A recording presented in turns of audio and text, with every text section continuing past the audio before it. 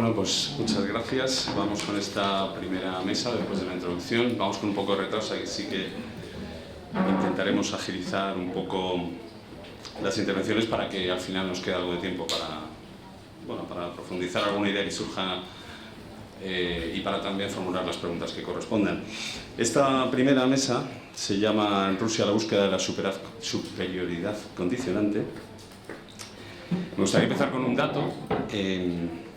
Rusia aumenta su territorio una media de 140 kilómetros cuadrados al día. Estos son 14.000 hectáreas al día, que en esa comparación que solemos hacer los periodistas con campos de fútbol serían 7.000 campos de fútbol. Esto llevado al año sería como una Croacia al año. Vale, el dato es llamativo, el dato es cierto, pero es verdad que no me estoy inventando nada, pero no es un dato actual. Por suerte, ¿no? Donde dice Rusia quizá debería decir el Imperio ruso, porque estamos hablando de lo que pasaba en la dinastía de los Romanov, siglo XVII hasta principios del siglo XX. ¿Por qué lo traigo a esta mesa? Pues porque uno de los reyes de esa dinastía, de los que más contribuyó además a esa expansión, fue Pedro el Grande. Él se fijó como gran objetivo militar conquistar territorios alrededor de lo que era su imperio, hasta estaba obsesionado con lograr una salida al Mar Negro, lo que consiguió con la toma de Azov. Esto ya nos empieza a sonar más cercano, más actual. Y el problema, o por lo menos lo que engancha con este seminario y con esta mesa en concreto, es que Vladimir Putin nunca ha escondido su admiración por Pedro el Grande. Dice que le admira y que de hecho le gustaría ser como él. Y claro, eso nos lleva a la pregunta que engancha con esta mesa, ¿no? Si Putin quiere ser como Pedro el Grande, ¿hasta dónde puede llevar esa idea de convencer a los pueblos de la región de su superioridad para que vuelvan a estar sometidos, ¿no?, a un nuevo imperio? Y a preguntarnos también si lo que estamos viendo ahora en Ucrania, en lugares como Bucha, pues puede servir como referencia de lo que puede llegar a suponer una intervención militar rusa a partir de ahora, con esa idea de la superioridad condicionante en mente.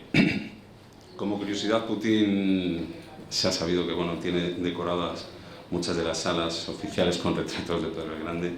Lo que no creo que cuelgue de esas paredes es una cita de Havel, el último presidente de Checoslovaquia, que sí sirve para ilustrar esta mesa. Decía él que a lo largo de su historia Rusia ha causado grandes sufrimientos a muchas naciones al no saber, entre otras cosas, dónde comienza y dónde termina. Bueno, para hablar nos acompañan tres expertos que cubren, creo yo, todas las aristas y enfoques que pueden salir sobre este tema: el lado de la política y la geopolítica, el lado de la estrategia militar, el lado de la justicia internacional. Como les decía, vamos a intentar agilizar las intervenciones. Si puede ser que sean en torno a 15 minutos, 10-15 minutos, y así nos quedará algo de tiempo para el debate posterior y las preguntas que puedan surgir. Vamos a empezar con Theresa Fallon. Ella es fundadora de CREAS, el Centro para los Estudios de Rusia, Europa y Asia, con sede en Bruselas. Es miembro también del Consejo para la Cooperación en Seguridad Asia-Pacífico y del Comité Nacional de Relaciones entre Estados Unidos y China.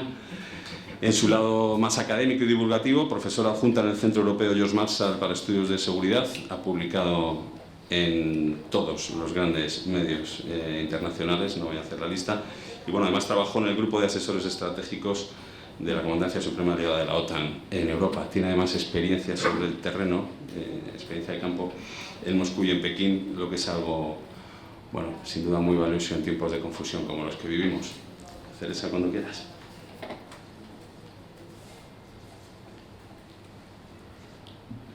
Buenos dias. Thank you so much for that very generous introduction. I'm so honored to be here, and this is my first time at your event, and I'm absolutely delighted to be in Toledo. I've never visited this beautiful city before, and I'm just so moved by how lucky we are with the weather, and everything seems to be just lining up perfectly for this event. So thank you very much, especially to Antonio.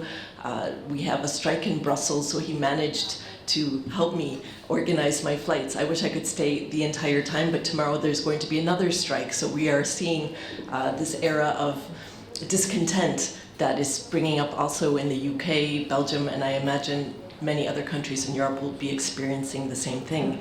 I'll just tell you a little bit about myself, because you're probably wondering, with that accent, what is her story? And so everyone always wants to know where you sit on these issues.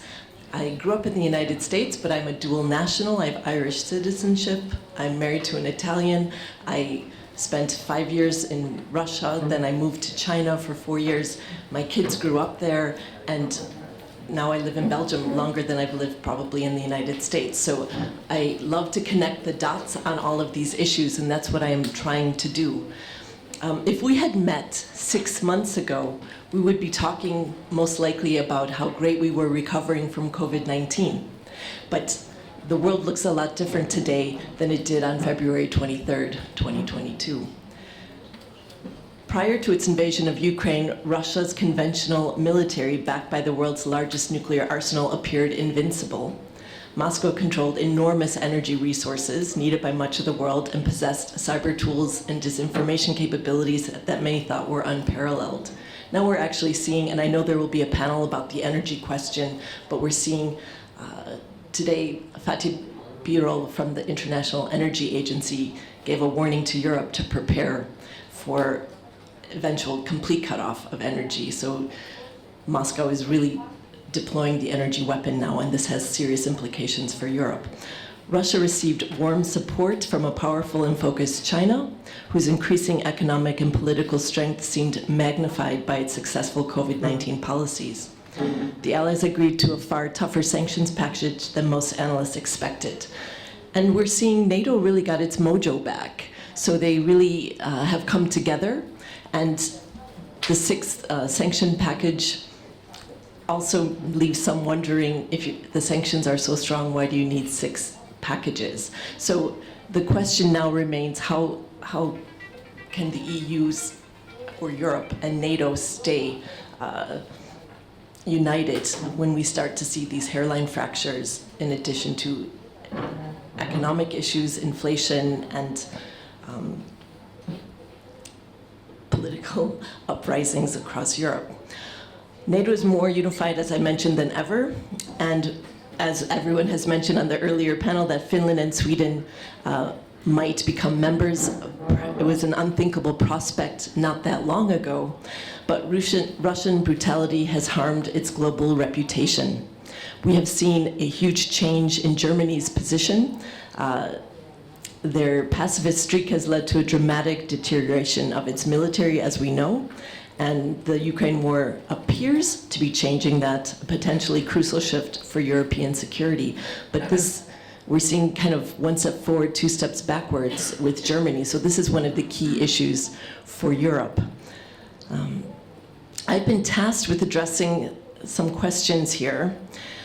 Can the aggression against Ukraine pay off with territorial gains for the aggressors? We know that the peace negotiations in Turkey a few weeks ago fell apart based on the fact that Ukraine was expected to give up territory in order for peace. President Macron made a statement that we shouldn't humiliate Russia, and that even Henry Kissinger, 99 years old, who appears to be the only channel right now between the US and Russia.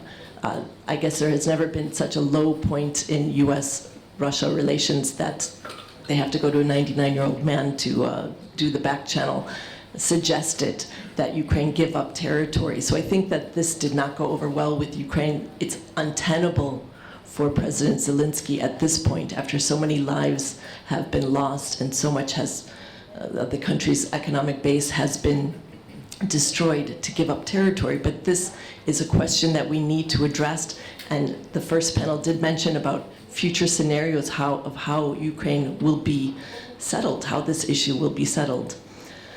Is the accession of Sweden and Finland to NATO being accelerated by this crisis? I think the answer is clear.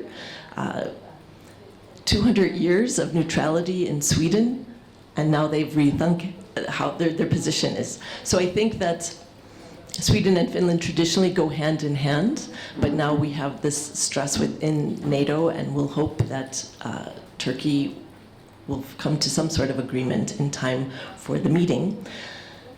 If Ukraine were to join the EU, would it have a guarantee equivalent to that which NATO could provide? I think the answer is clear from the first question. Both Sweden and Finland are members of the EU, but after 2 centuries of neutrality and the situation on the ground in Ukraine, they want to join NATO. So that's probably the best advertisement for NATO, that the EU is not enough at this point. And that leaves us with the question of Ukraine. They want really strong commitments. We saw what happened with the Bucharest Agreement, that in order to give up their nuclear weapons, other countries were supposed to guarantee their sovereignty. So they're not very trustful of these types of agreements. And I think it also sends a damaging message or dangerous message to both North Korea and Iran in regard to nuclear proliferation. So this has spun out of control, and there's huge second-order effects from these events. With the name of my organization, it's also an acronym in Brussels. You have to have acronyms that you can say. So Center for Russia, Europe, Asia Studies, CRIAS, in Latin and Greek. In ancient Greek, it means meet, kind of something substantial, and in Latin, to create. So I'm trying to connect the dots between these things. And as we know, the February 4th No Limits partnership between Russia and China helped pave the way for what happened in Ukraine. Back in 2008, we saw with Russia, the 2008 invasion of Georgia. I was in Moscow, in Beijing for the Summer Olympics. And do you remember that incredible opening ceremony with the PLA beating the drums? And it was kind of China's coming out party. Well, Beijing leaders were really annoyed that Russia kind of stole the limelight, because what was reported in the press was about Ukraine, the invasion of Georgia. So I think that there appeared, I can only look at what happened and draw my own conclusions or speculate, there seems to be some sort of a gentleman's agreement. They waited until the Olympics were over in China and then proceeded with the invasion. So I think that we really have to, this has been going on for a long time, but to come out publicly and sign this statement to make this announcement. Also, Russia doesn't have to worry about, they were able to move their troops from the Far East towards Ukraine because they have this kind of tacit agreement with China. So this also helped pave the way for the invasion. In addition, Europe's nightmare of a two-front war. So there has been a great deal of speculation while Russia is having the invasion in Ukraine. Will China watch this carefully and make their own calculus in regard to Taiwan? Well, I think that they're really having a lesson. They're watching how united Europe is, how the sanctions are implemented, how long the sanctions can stay in place. And I think that they were very surprised that even neutral Switzerland got on the sanctions bandwagon and participated in bank sanctions. So I think that this was a real wake-up call for China, because the perception is that the West is in decline and the East is rising. So I think that this was an important development. But this also could be the result of this kind of weird COVID brain. If President Putin had not been so isolated for the last 2 years, would he have made different calculus if he was out meeting people more, if he had gone to Davos, if he had not just been in his basement doing his history project on Ukraine, would he have behaved differently? The same thing with Xi Jinping. There's this dictator's dilemma. When you have an authoritarian regime, people don't want to give you bad news. So this kind of, they might be making rational decisions, but they're making very dangerous decisions as well. I think that even Donald Trump was accused of having a smile file. Well, I'm sure Putin and Xi Jinping are getting a lot of good news rather than bad news.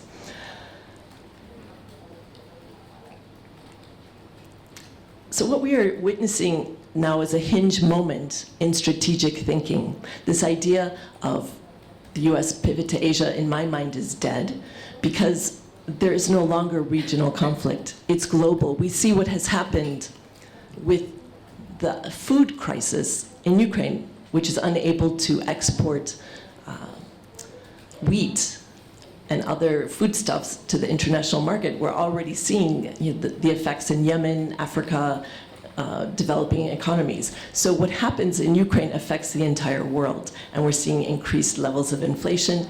Energy prices and food are deeply connected because 70% of food prices are connected to energy prices. So this has a knock-on effect.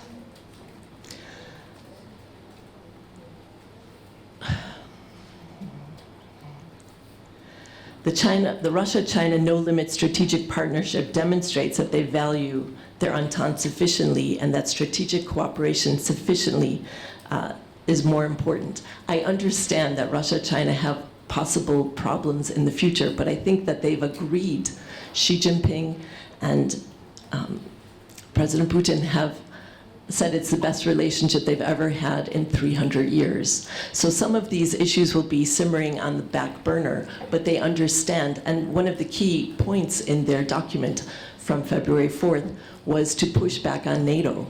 And this is unusual for China to take such a strong position. So I think that NATO is something that China also is concerned about, and that they wanted to support Russia in this area.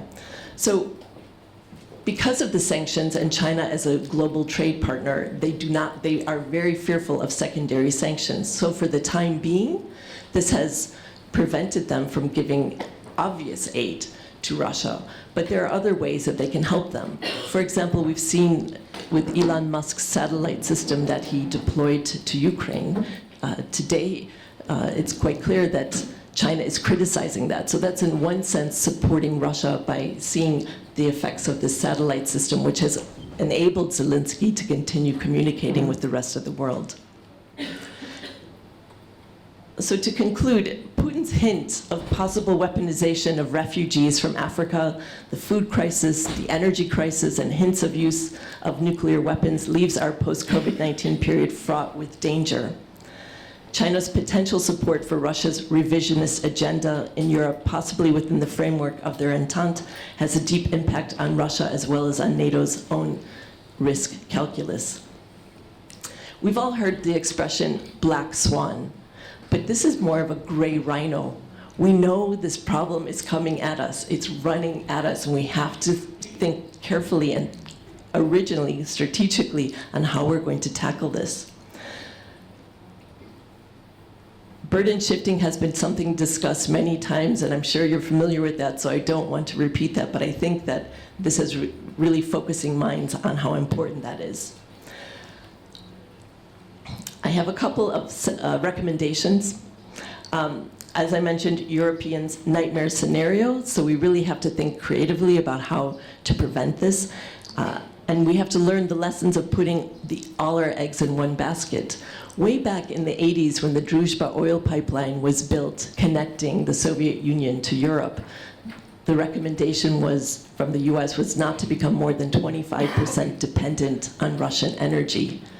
Today, depending on how you do the calculus, but it's still extremely worrying, Germany is at 45% dependency on Russian energy.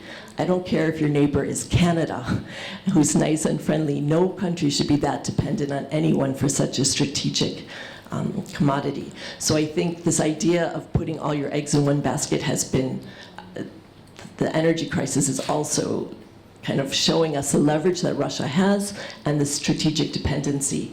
China, our dependence on China, our economic dependence on China is something that we should think about carefully. And I'm not advocating decoupling, but I think we need to think more strategically, and maybe certain areas like pharmaceuticals. And the other point I would like to make is do no harm. You know, in Sweden they have SIPRI, which identifies dual-use goods for exports, even weapon systems. There is technically an arms embargo on China, but there are long lists of weapon systems that are exported by European countries to China. So I would suggest a careful review of that should be done. But in addition to that, the dual-use goods. For example, Belgian and German companies helped dredge the South China Sea islands. So most people would think a giant dredger might not be a military thing, but I think we have to think more strategically. And then more efforts on joint all-domain operations, digitalization, and cyber. This is something that the Asia-Pacific partners, which will be attending the meeting in Spain will also be talking about. So South Korea, Japan, and Australia will be attending, and I think that that also shows how this is also not just regional, but international, global security environment. There needs to be more investment in emerging and disruptive technologies, more civilian military preparation for total defense, and more resilience building in NATO and EU vis-a-vis China and Russia. And lastly, I remember when we lived in Russia and my son was attending school. I lived in Beijing, and because we lived in Russia before we moved to China, I wanted to keep my son's Russian skills up. So we first enrolled him in the Russian embassy school on the Russian embassy grounds in Beijing. And my son was very young, he was only about 3.5. I hope he'll forgive me. But anyway, he felt very comfortable there. But I would cycle every day and drop him off at school. And the teacher, which actually scared me a great deal, said to me, please bring a gun. And your son is the only student here who doesn't have a gun. And I thought to myself, is my Russian that bad? Maybe I'm not hearing her correctly. And little did I know at that time, as many scholars have written now, that this was a period where Russia was really trying to create this kind of military thinking. And my son was the only one who didn't have play Kalashnikov at the school. He managed to somehow steal a little pistol from someone else in the playground at the place we lived. But I think we really need to pay attention to the symbols, the signs. This didn't happen overnight.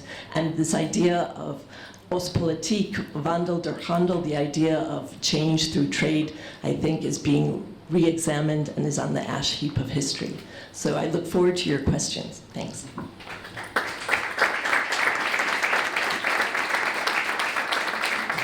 Gracias, Theresa. Han salido ya ideas que saldrán luego en las preguntas, como ese control de la energía, ¿no? Que también sirve para demostrar o imponer esa superioridad condicionante. El papel de China en el origen de la invasión no sabemos si lo puede tener también en la solución de la invasión y bueno, quizá esa idea de paz por territorios que sale. Vamos con el siguiente invitado, el coronel José Luis Calvo. Cuesta resumir su historial, voy a intentarlo. Coronel de Infantería del Ejército de Tierra, diplomado en Estado Mayor. Actualmente está en la División de Coordinación y Estudios de la Secretaría General de Política de Defensa, pero antes pasó por el cuartel general del despliegue rápido italiano de la OTAN, por el Estado Mayor Militar de la Unión en Bruselas. Ha participado en misiones en el extranjero en Bosnia y Herzegovina o en Afganistán. Del lado académico y divulgativo, ha sido profesor de Estrategia y Seguridad Nacional en la Escuela de Guerra del Ejército de Estados Unidos. Ahora lo es en el Máster de Estudios Estratégicos en la Universidad de Granada. Y publica de forma habitual en la revista del Ejército de Tierra. Coronel, cuando quiera. Muchas gracias. Pues muchas gracias, buenos días y muchas gracias a la Asociación de Periodistas Europeos por la oportunidad de hablar en este foro privilegiado. Bueno, yo voy a hablar un poco sobre lo que es la estrategia militar y la evolución de las Fuerzas Armadas rusas durante estos 30 años, desde la desaparición de la Unión Soviética, porque esto nos puede dar muchas ideas y muchos indicios de por qué están ocurriendo las cosas que están ocurriendo en Ucrania y por qué se está sucediendo esta dinámica de acontecimientos, que a veces cuesta entender en medio de la niebla de la guerra. Siempre hay una guerra, cuesta mucho saber realmente lo que está ocurriendo sobre el terreno, y el ir un poco a los antecedentes pues nos sirve un poco para centrar y para entender mejor por qué unos y otros actúan de una determinada manera.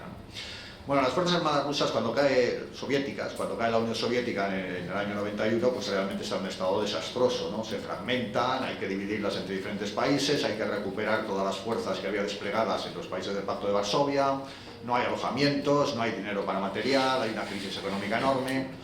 Todas estas carencias quedan de manifiesto en el año 94-95, cuando empieza la primera guerra de Chechenia, que es un desastre inicialmente, es un desastre para las fuerzas rusas. Chechenia es una provincia rusa de 1 millón de habitantes y el enemigo eran unos miles de combatientes y en algunos momentos derrotan en batallas convencionales, prácticamente convencionales, a las fuerzas rusas. Es una humillación tremenda. En la Segunda Guerra de Chechenia ya se ha reaccionado. Ya está Putin de primer ministro primero y de presidente después, ya se concentran más fuerzas, hay más capacidades, se ha modernizado de alguna manera la organización de las Fuerzas Armadas y ya se obtiene mejor resultado. Aún así sigue habiendo mucha carencia, sigue siendo unas Fuerzas Armadas antiguas, tienen muchísimas bajas, tienen que hacer un enorme sacrificio, pero al final aplastan a los chechenos. Los aplastan y los ponen de su lado, realmente establecen allí pues la administración de Kadyrov, ¿no? Que actualmente pues, es una fuente de reclutamiento, ¿no? Pero bueno, salen con éxito de ese trance. En 2008, cuando tienen que intervenir en Georgia, ya se ve a unas fuerzas armadas rusas diferentes. Por un lado, han mejorado bastante en cuanto a organización, son capaces de lanzar operaciones ofensivas, tienen éxito. También es verdad que Georgia es un país de 3,5 millones de habitantes y sin profundidad en territorio como para hacer una defensiva eficaz, ¿no? En 4 días las fuerzas rusas llegan a la capital. Pero sí que es verdad que bueno, la ofensiva es una cosa mucho más compleja, ¿no? que la defensiva, y el que sea capaz en 4 días las Fuerzas Armadas rusas de reaccionar y llegar hasta la capital, pues significa que bueno, han mejorado mucho el mando y control, coordinación, apoyo aéreo, todas esas cosas han mejorado bastante. Además ellos empiezan a desarrollar, como ven que convencionalmente son débiles todavía, ellos empiezan a desarrollar una manera diferente de enfocar los conflictos armados, ¿no? Dicen, bueno, somos débiles en cuanto al campo convencional, tenemos que mejorar mucho, pero bueno, podemos buscar otras vías. Tenemos el ciberespacio, ¿no? Que es muy prometedor. En 2007 lanzan un ciberataque masivo contra Estonia, ¿no? Contra las páginas web del gobierno estonio. Vamos a utilizar la desinformación, que es una tradición desde la época soviética, la propaganda soviética, ¿no? Vamos a utilizar los elementos económicos que tenemos, esa dependencia del gas y del petróleo que muchos países tienen de nosotros, ¿no? Entonces empiezan a desarrollar este nuevo modelo de conflicto que nosotros llamamos guerra híbrida, ellos no. Para ellos la guerra híbrida es la que hacemos nosotros, bueno, nosotros Occidente, con esas revoluciones de colores que tratan de cercar a Rusia, ¿no? Eso es la guerra híbrida. Para ellos a este tipo de acciones le llaman la guerra asimétrica, ¿no? Y no es inhabitual oír al presidente Putin decir, bueno, vamos a reaccionar, si nos sentimos amenazados reaccionaremos de una manera inmediata y asimétrica. Cuando él dice eso, quiere decir que nos compremos un buen antivirus o una casa con chimenea, ¿no? Porque lo del gas en invierno pues puede ser dudoso. Es decir, ellos recurren a este tipo de acciones no militares para compensar esa debilidad militar. De todas maneras, entre el 2008 y el 2014 es cuando se hace la gran inversión en las Fuerzas Armadas rusas. Se compran nuevos materiales, se desarrollan, se empiezan a mejorar las fuerzas estratégicas, las fuerzas nucleares. También se desarrolla lo otro, lo híbrido, lo asimétrico, y en 2012 es cuando aparece lo que se llama la doctrina Gerasimov, por el general Gerasimov, que es el jefe del Estado Mayor General ruso, el equivalente a nuestro GEMAS. Que esto también tiene su debate, porque el propio Gerasimov quedó muy sorprendido de que se hablase de que él había desarrollado una doctrina, pero él había dado una conferencia, había dicho, bueno, tal como estamos, hay elementos no militares que pueden proporcionarnos los mismos efectos estratégicos que instrumentos militares, eso fue lo que dijo. Y enseguida salieron varios teóricos británicos y norteamericanos diciendo, no, esto es una nueva doctrina. Pero bueno, sí es cierto que ellos combinaban esas capacidades convencionales con esas capacidades no convencionales. Y eso queda de manifiesto en 2014, ¿no? En la crisis de Ucrania, la primera, cuando después de la revolución del Maidán, primero ocupan la península de Crimea, la ocupan con fuerzas convencionales, pero de una manera poco convencional, fuerzas convencionales que no llevan distintivos, no llevan las matrículas, no son las oficiales, pero que claramente son soldados rusos de la infantería de marina de la flota del Mar Negro, ¿no? En los hombrecillos verdes famosos. Pero bueno, ellos lo niegan, ellos dicen, no, nosotros no sabemos quiénes son, deben ser actores locales, ¿no? Se han comprado los uniformes en internet y bueno, pues están haciendo, son patriotas y están haciendo que Crimea vuelva a Rusia. Luego en el Donbass hacen algo más sangriento, que es realmente hay una insurrección, apoyan milicias locales, intervienen también, prestan asistencia militar a esas milicias y practican esa guerra híbrida. Hay ciberataques, hay desinformación, hay uso de instrumentos económicos, hay subversión. Lo ponen todo esto en práctica. Entonces es cuando Occidente empieza a alarmarse. Dice, bueno, Rusia, por un lado, está mejorando mucho sus capacidades convencionales, por otro, también está mejorando mucho esas capacidades no convencionales y además está con una actitud que cada vez es más agresiva, ¿no? Realmente está dispuesto a defender eso que ellos llamaban su extranjero próximo, ¿no? En 2015 deciden intervenir en Siria y es un éxito de nuevo. Y además ahí sí que demuestran ya capacidades militares más sofisticadas. Primero es una operación expedicionaria fuera de Rusia, del territorio ruso. Es una operación con unas capacidades muy específicas, sobre todo una fuerza aérea. Es también un campo de experimentación, ahí ellos experimentan sus nuevos armamentos, desde sistemas de misiles de crucero, nuevos carros de combate, nuevas armas guiadas. Es un éxito, porque lo que ellos pretendían era mantener el poder al gobierno de Assad, lo consiguen. No consigue que Assad recupere toda Siria, pero consiguen que sobreviva, que se mantenga en el poder y que se quede con la Siria útil de las ciudades. Y entonces eso se considera como, de alguna manera, la constatación de que Rusia ya ha vuelto a ser una potencia militar a tener en consideración. Lo que pasa es que también hay sombras, ¿no? En todo este proceso que es a más, también hay sombras. Por un lado, los presupuestos de defensa no encajan. Rusia se gasta en defensa algo más que Francia o el Reino Unido, pero es que Rusia tiene unos arsenales estratégicos de armas nucleares inmensos y eso es carísimo, ¿no? Francia y el Reino Unido, que tienen unos cientos de cabezas nucleares y 4 submarinos cada uno con capacidad de lanzar misiles nucleares, se gastan entre el 15 y el 20% de su presupuesto de defensa en las armas nucleares. Lo que se puede gastar Rusia con miles de cabezas, con bombarderos estratégicos, submarinos, plataformas terrestres, silos, nadie lo sabe, pero es un bocado bastante importante del presupuesto de defensa. Luego, además, el ejército ruso es un ejército grande. El ejército británico, el ejército francés andan sobre los 200.000 efectivos, arriba o abajo. El ejército ruso son 900, el ejército no, las fuerzas armadas rusas son 900.000 efectivos. Mantener eso, hombre, el soldado ruso es austero y se gasta poco en él, pero mantener eso cuesta mucho dinero, ¿no? Entonces se veía de sí, están modernizándose, pero esa modernización debe ser un poco relativa. Es decir, probablemente la gran masa de las fuerzas armadas rusas es todavía muy anticuada, con mala organización, mal equipada. Entonces nos plantamos ya en el año 2021-2022 y nos plantamos en la crisis de Ucrania, ¿no?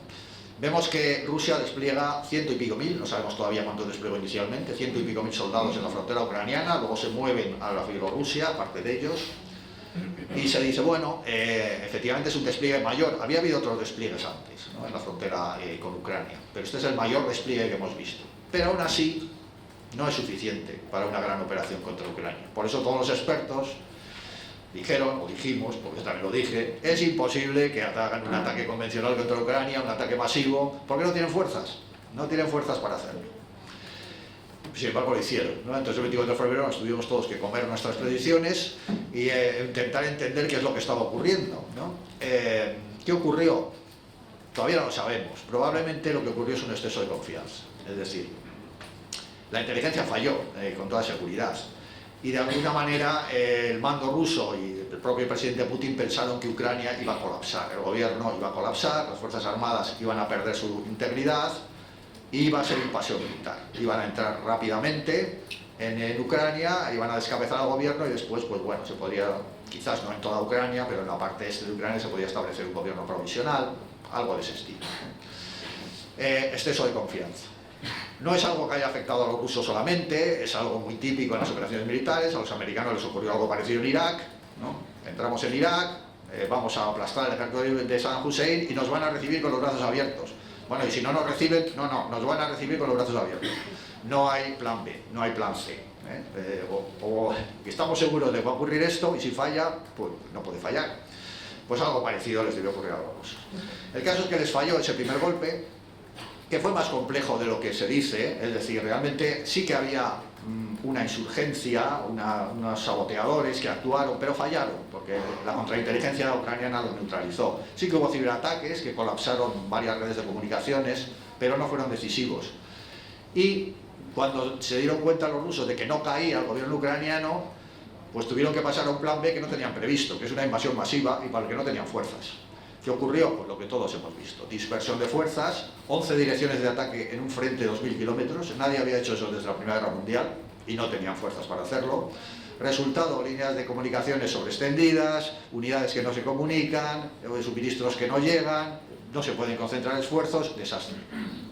Desastre que se alarga a lo largo de todo el mes de marzo, hasta que en un momento dado, no lo sé lo que pasó, pero probablemente sus generales le dijeron a Putin, mire, como sigamos así, esto va a ser un desastre, tenemos que concentrar esfuerzos.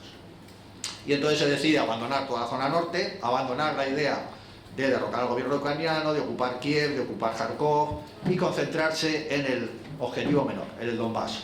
Ahí sí que podemos concentrar esfuerzos, ahí sí que podemos concentrar potencia de fuego, sí que podemos concentrar las pocas fuerzas que tenemos. Y ahí están. ¿Qué es lo que ocurre? Que claro, después de un mes los ucranianos ya están preparados. Los ucranianos se han movilizado, han empezado a recibir armas de Occidente, han creado sus unidades de reserva y cuando empieza la batalla del Donbass, que ya es en abril, cuando han reagrupado y reorganizado las fuerzas, pues los ucranianos están preparados. Guerra del desgaste. Porque ahora mismo los rusos han concentrado muchísima potencia, pero los ucranianos también. Entonces ahí están, pues en un escenario que nos recuerda a la guerra industrial, a la Primera Guerra Mundial, a algo que pensábamos que no iba a ocurrir de nuevo en Europa. ¿Cuál es la salida de esto? Pues yo creo que es una carrera contra el tiempo. Es decir, Rusia está intentando concentrar todo su esfuerzo en el Donbass para ocupar la mayor parte posible del Donbass antes de que Ucrania pueda movilizar totalmente todas esas fuerzas y pueda integrar todo ese armamento que está recibiendo de Occidente y contraatacar. ¿Pueden tener éxito? Sí, pueden tener éxito. Si son capaces de ocupar una parte sustancial, ya prácticamente han ocupado del Donbass, establecerse en defensiva, los rusos en defensiva son bastante temibles. Así como en ofensiva suelen ser un poco desastres, en defensiva son muy temibles, son muy duros. El soldado ruso es tremendamente duro. Y aunque los ucranianos están demostrando mayor habilidad para utilizar nuevas tecnologías, pueden tener difícil recuperar el Donbass. Ahora bien, los rusos también se están agotando. En esta ofensiva continua que dura meses están perdiendo hombres, están perdiendo material, están perdiendo moral probablemente también. Y los ucranianos están recibiendo armas, están recibiendo dinero, están movilizando unidades. Entonces es difícil saber cómo se resolverá esto. Pero es una guerra de desgaste en la cual es los rusos intentando ocupar y defender contra los ucranianos intentando crecer, integrar, crear nuevas unidades y contraatacar. Lo malo es que, yo creo que lo decía el Sejempol, no se ve una salida ahora mismo, ¿no? Es decir, la negociación es difícil porque unos piensan que bueno, todavía puedo coger más territorio y defenderlo, y otros piensan todavía voy a recibir más refuerzos y contraatacar. Entonces ninguno de los dos está animado a negociar. Quizás tendrá que haber un mayor desgaste o tendrá que haber una mayor decisión en el campo de batalla antes de que se vean forzados a negociar. Es una situación triste porque probablemente hará que se prolongue la guerra y se prolongue el sufrimiento y se prolongue las muertes y se prolongue los efectos colaterales en el resto del mundo, pero ahora mismo es difícil ver una salida negociada a corto plazo. Quizás a medio, en el otoño, quizás la veamos, espero que la veamos. Y eso sería mi intervención. Muchas gracias.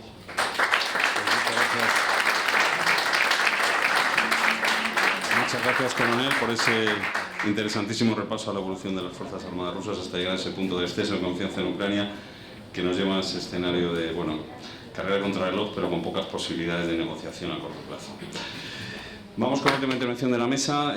Nos acompaña Nuno Pinheiro Torres, actualmente es profesor de Derecho Internacional en la Facultad de Derecho de Porto, pero tiene también experiencia en política. Fue entre los años 2012 y 2020 director general de Política de Defensa en el Ministerio de Defensa portugués.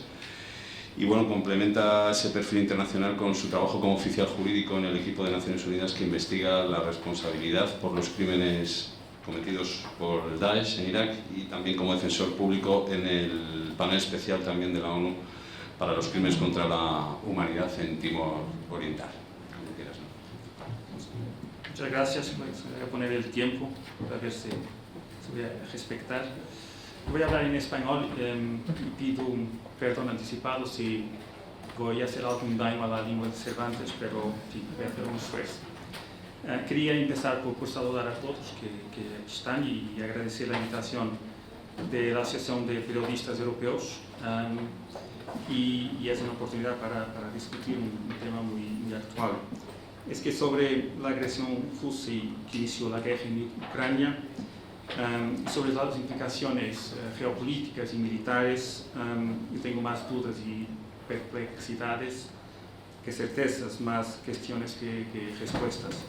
El secretario general de OTAN hace días vaticinó que la guerra en Ucrania será para durar años.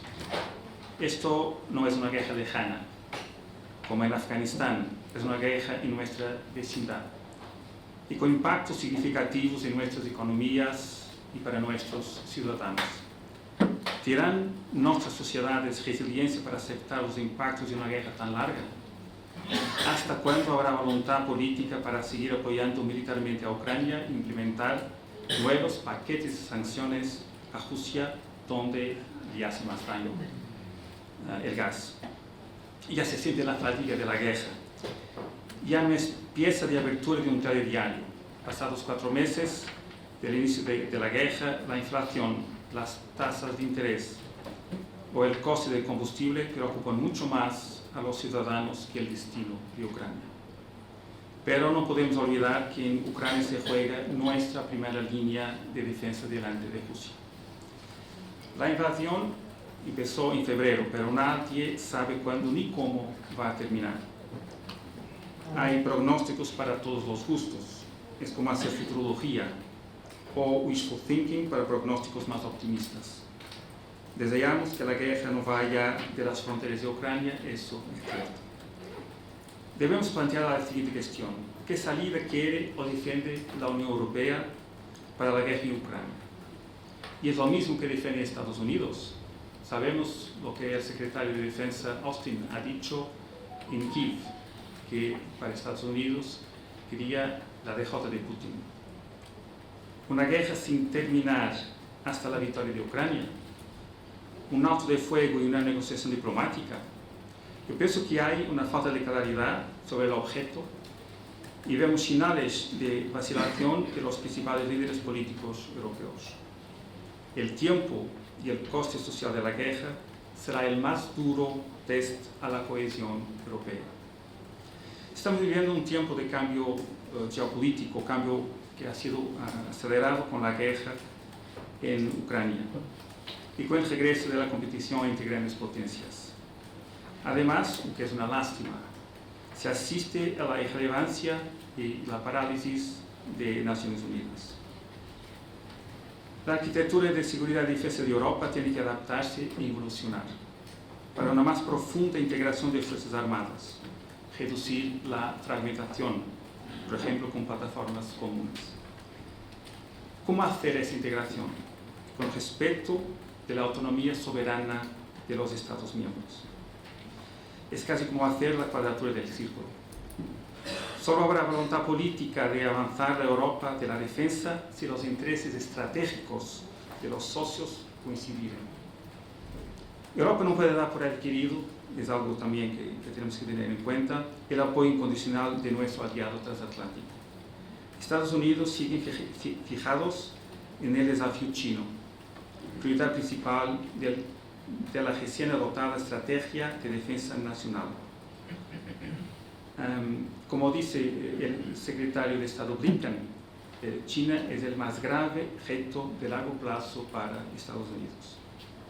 La guerra en Ucrania no pasa de una distracción indeseada de su orientación estratégica hacia el Oriente y una oportunidad única para debilitar las capacidades convencionales y debilitar a Rusia.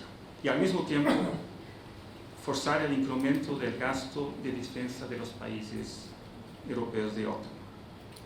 A medio plazo solo habrá un camino para nosotros, europeos: desarrollar una verdadera y robusta política de defensa común y no solo de seguridad. De las cuestiones que habían sido planteadas para esta gestión, yo he elegido dos cuestiones para reflexionar. La primera, relativa a la denuncia de los crímenes de guerra y el propósito de entregar a Putin a la Corte Penal Internacional si dejan espacio para negociar la paz. Yo quería recordar un editorial del periódico El País, de 19 de junio, que tenía como título "Una paz justa en Ucrania", y como subtítulo "La paz y la justicia son el camino más difícil en Ucrania, pero la Unión Europea no debe renunciar a impulsarlo por todos los medios". ¿Qué es una paz justa en una guerra de agresión? Después de Bucha, Irpin, Mariupol, Severodonetsk y tantos otros lugares destruidos y tantos civiles masacrados, ¿vamos a olvidar la justicia? Son muchas las voces que claman por justicia. Se recuerdan que el presidente Biden llamó criminoso de guerra al presidente Putin. ¿Cómo y dónde juzgar a Putin? ¿Qué crímenes internacionales están siendo cometidos en Ucrania? Crímenes de guerra y crímenes de lesa humanidad.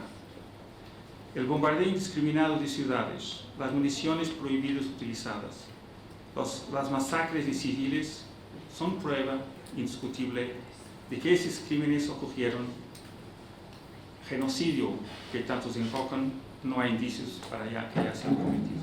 Pero a montante está el crimen de agresión, la violación de la regla imperativa de prohibición del uso de la fuerza entre Estados. La Corte Penal Internacional tiene jurisdicción sobre los crímenes practicados en el territorio de Ucrania. Y la Fiscalía de la Corte ya está en el terreno haciendo investigación y recogida de pruebas. Sin embargo, la Corte Penal Internacional no tiene jurisdicción sobre este crimen practicado por la Rusia. Y en esa Corte, pelo crimen de agresión, no responderá a Putin.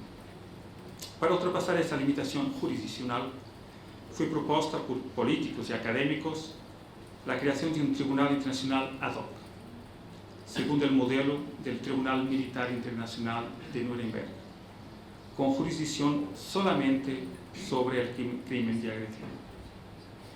En mi opinión, no creo que sea una buena idea. El Tribunal de Nuremberg fue creado en un contexto único y no es repetible. ¿Quién va a crear ese Tribunal ad hoc? ¿Con qué legitimidad? En verdad será muy difícil o imposible conseguir que Rusia algún día entregue al presidente Putin para ser imputado y juzgado en un tribunal internacional. La Corte Penal Internacional no puede juzgar in absentia. Y en cuanto presidente en ejercicio beneficia de inmunidad personal y no puede ser juzgado en un tribunal de un otro Estado. Es verdad que es la amenaza de elevar a juicio el presidente Putin por crímenes internacionales no va a adelantar o retrasar el fin de la guerra. El presidente ruso no se condiciona o no condiciona sus decisiones por esa posibilidad, y no cree que venga a ocurrir.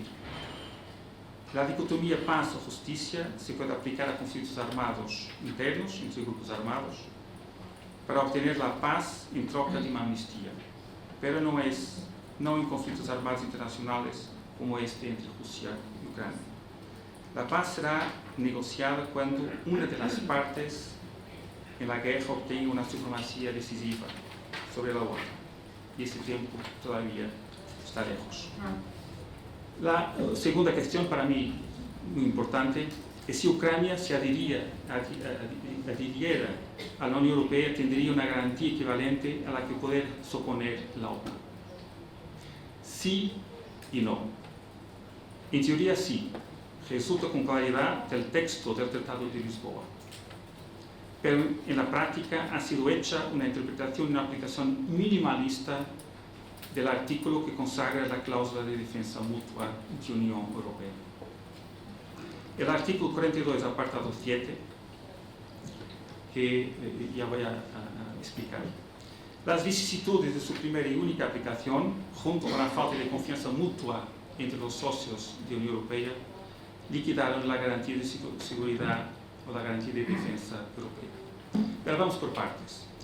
Comparando los textos del artículo 5 del Tratado de Washington y del artículo 42, apartado 7 del Tratado de la Unión Europea, no hay muchas diferencias.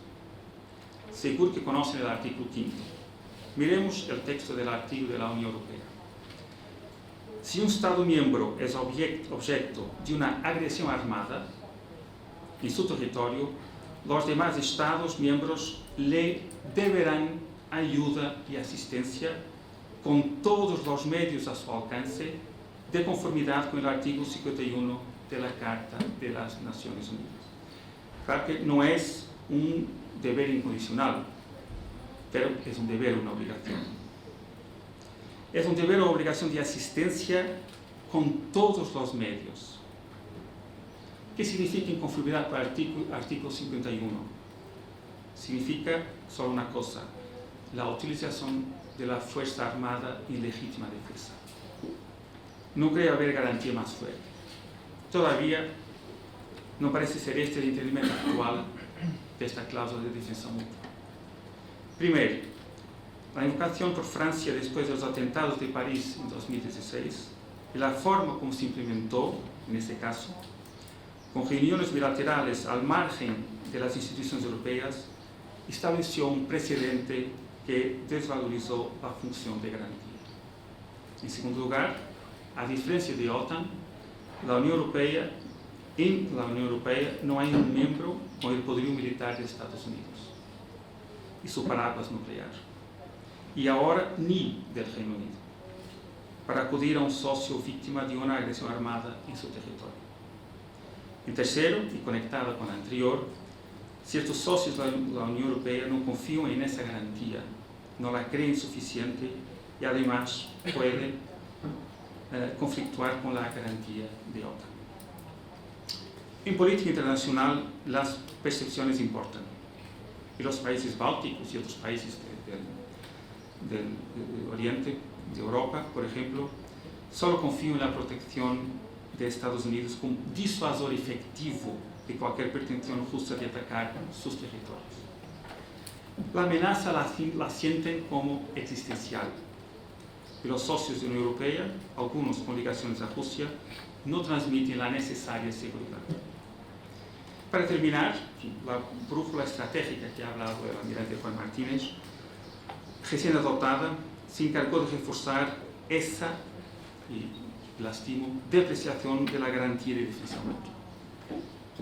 Cuando se refiere al artículo 42.7, la brújula y el texto de la brújula estratégica omite el deber de asistencia, en mi opinión, de naturaleza militar, como ha dicho, que impende sobre cada Estado miembro y prefiere la palabra actuar con solidaridad en caso de agresión contra uno de nosotros. No es la misma cosa actuar con solidaridad y una garantía de defensa o seguridad como está plasmada en el artículo 42.7. La brújula estratégica, en fin, es más un documento de la Unión Europea un poco redondo, poco asertivo. En realidad, un concepto estratégico que complementa la estrategia global de 2016. La Unión Europea necesitaba de una verdadera orientación política para la defensa y el resultado al final es una oportunidad para mí, en mi opinión, ahora puedo decirlo, perdida, de hacer una Europa con un verdadero pilar de defensa. Un pequeño paso más con las herramientas existentes, mucha industria, claro. Mismo la capacidad de despliegue rápido de la Unión Europea, que es creada, no es más que un sustituto para los dos actuales battle groups, un poco más de lo mismo. Un pequeño paso, pero lo que necesitamos sería un quantum leap, un paso más largo. Como escribió Félix Arteaga, y voy a terminar, la brújula estratégica proporciona más seguridad que defensa. Y el término disuasión no figura en ninguna parte del texto. La construcción de la política común de seguridad y defensa, lo sabemos, es la arte del posible, buscando lo necesario consenso entre visiones de defensa diferentes que entre los socios europeos. Volviendo a la cuestión planteada, Ucrania en la Unión Europea tendría en la letra del tratado una garantía igual a de la OTAN. En realidad, pienso que no, porque se encargó de disminuir el alcance de esa garantía. Muchas gracias. Muchas gracias, Nuno. Más preguntas sobre la defensa común en la Unión Europea, el marco estratégico de la OTAN y también de cómo llegaremos a una paz justa o si habrá forma de que rindan cuentas los responsables de lo que está pasando en Ucrania. Vamos mal de tiempo, como habíamos anunciado. Si hay alguna pregunta, les pido que sea súper breve, que no haya un gran desarrollo, porque de esta manera mejor podemos tomar un par antes del café, que vamos a retrasar un poco. ¿Por ahí hay una pregunta? Os pido también que os identifiquéis y digáis si va algún invitado en concreto o es general. Bueno, pues soy Pedro González, analista internacional de atalaya.com. Bueno, es una pregunta general porque me viene naturalmente, me ha parecido un panel absolutamente brillante, pero sobre todo quiero incidir en el tema de la falta quizá de tener una idea clara por parte de los líderes europeos, especialmente, de lo que se quiere conseguir. Hace pocos días había una viñeta en ABC del humorista que a mí me parece ahora más brillante del momento, Nieto, donde en una reunión así con su fe de ratas dice, bueno, queremos todos la victoria de Ucrania, pero sin molestar a Rusia, ¿no? La pregunta... Sí, la pregunta es exactamente esta, es decir, ¿realmente los europeos y toda la OTAN quiere esa derrota final de Rusia, o se piensa que bueno, como salen continuamente las numerosas llamamientos a que no se la humille, a que de alguna manera, bueno, pues se contemporice? Ha salido el tema de quizá paz por territorios, lo cual es una aportación difícil de tragar, supongo, por el presidente ucraniano. En fin, como veis, digamos, esta sensación un poco ambigua por parte de los líderes de la OTAN. Ahí queda la pregunta. ¿Alguien quiere empezar? Puedo empezar y seré muy breve. Sí, la verdad es que los líderes europeos han tenido ya más de una posición. Sabemos quién ha dicho que la intención era no humillar a Rusia, pero después de una visita a Kiev, el discurso, la narrativa ya era diferente.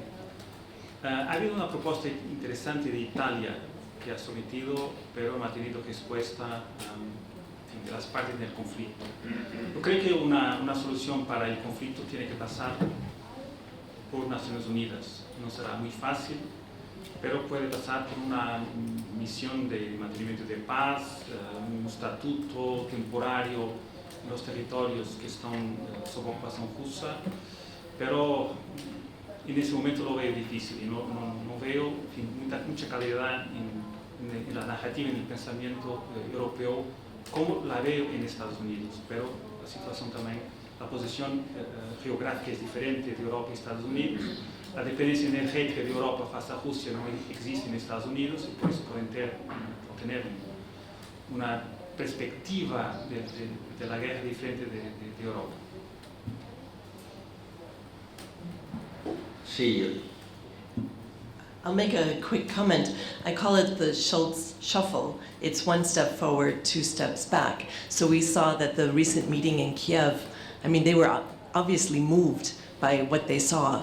But then today in the Financial Times, it was reported that Chancellor Scholz's defense advisor said that the press, and this, I'm aware that most of you are journalists here, that the press should stop focusing on the horrors of war and start focusing on what can be done, you know, what Germany's future relationship with Russia should be. So I think that Germany is very fractured on these issues. There's a deep debate within Germany, but the thing is we don't have a lot of time for this debate. And I'm deeply concerned because Germany kind of leads on this.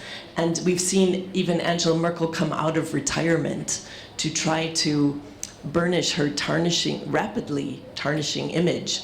Her policies after 16 years, her approach to both Russia and China are becoming seen as leading up to these problems. So I would say that Germany is key on all of this, and I think that it's not clear to me that they want to change their position on Russia. You mentioned ambivalence and ambiguity, and the fact that Germany didn't even say before the meeting in Kiev, we want Ukraine to win. Or that's not even the language, we don't want Ukraine to lose was the language that they used. So the words are very key here, and they don't want Russia to lose too big. I mean, it's just mind-boggling. And the poor Ukrainians, once again, are the bloodlands, as historian Tim Snyder stated, of history. You know, it's going through this grind once again. So I wish I could see a more united front in Europe. I was in Warsaw recently, and just last week I was in the Czech Republic, and you can see the deep divide between Central and Eastern Europe, which is really getting irritated and annoyed by what I call FIG, France, Italy, and Germany, and their kind of ambiguous position on Russia. Sí, bueno, yo creo que hay dos cuestiones que pueden parecer contradictorias, pero que en mi opinión no lo son, ¿no? Por un lado, no se puede premiar la agresión, es decir, Rusia ha roto un tabú en Europa, que es que en Europa no hay guerras entre Estados, no hay agresiones entre Estados, la ha roto.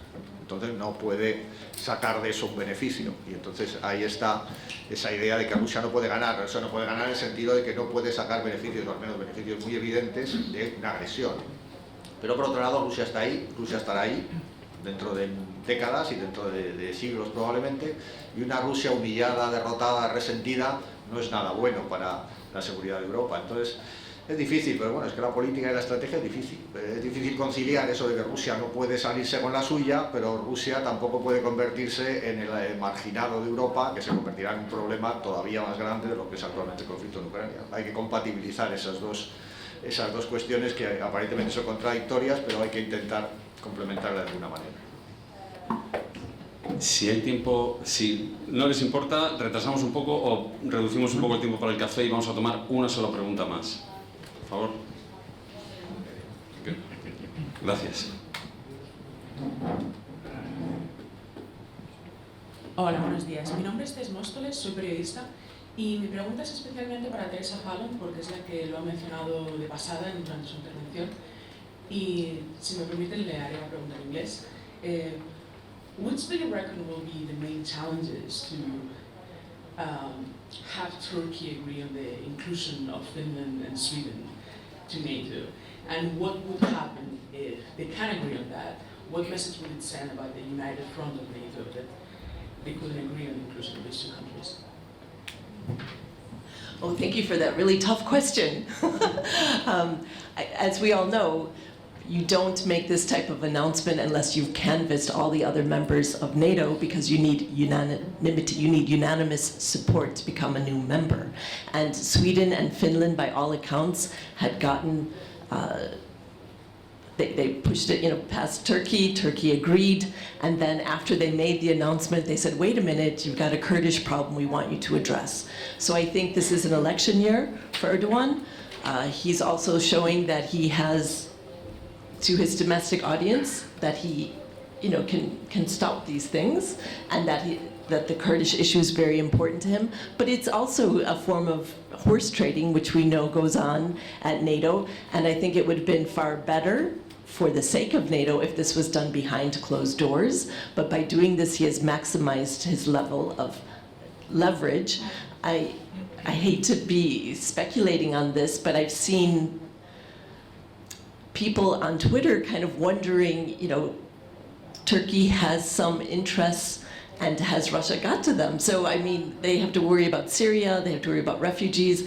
I think it's a complex bag for Erdogan, but I would have liked to see that this was resolved sooner rather than later, because it's not good for NATO, and I hope, if it was my wish, it could be done in time for the meeting here in Spain.